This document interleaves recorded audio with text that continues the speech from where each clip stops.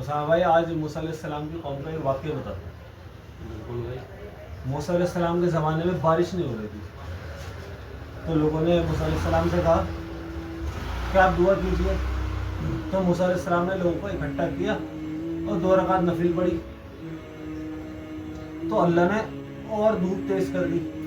تو موسیٰ علیہ السلام نے اللہ سے کہا کہ یا اللہ ہم نے تجھ سے بارش کی دعا کری اور تو نے دھوپ اور تیز کر دی.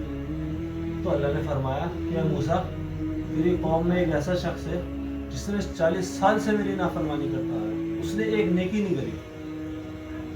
جب تک وہ کھڑا ہوا ہے اس کی نحوست سے بارش نہیں ہوگی. اس کو نکال دو تو بارش ہو جائے گی.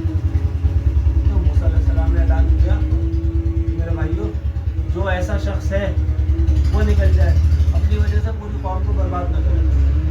تو اس شخص نے دائیں دیکھا بائیں دیکھا کہ میرے جیسا کوئی اور بھی ہو, کوئی نہیں نکلا. تو اس شخص نے سوچا کہ نکل جاؤں گا تو بےزتی ہوگی اور کھڑا رہوں گا تو بارش نہیں ہوگی. تو اس شخص نے دل ہی دل میں اللہ سے کہا کہ اللہ میں جب 40 سال سے نافرمانی کر رہا تھا تو نے مجھے ایسے ہی چھپائے رکھا. اب میں تجھ سے معافی مانگتا ہوں اپنی عزت کے خاطر. میں تجھ سے معافی مانگتا ہوں تو مجھے معاف کر. تو اللہ نے فوراً ہواؤں کا رخ بدلا اور بارش کر دی. تو موسیٰ علیہ السلام نے اللہ سے پوچھا یا اللہ کوئی بندہ تو نکلا نہیں اور تو نے بارش کر دی.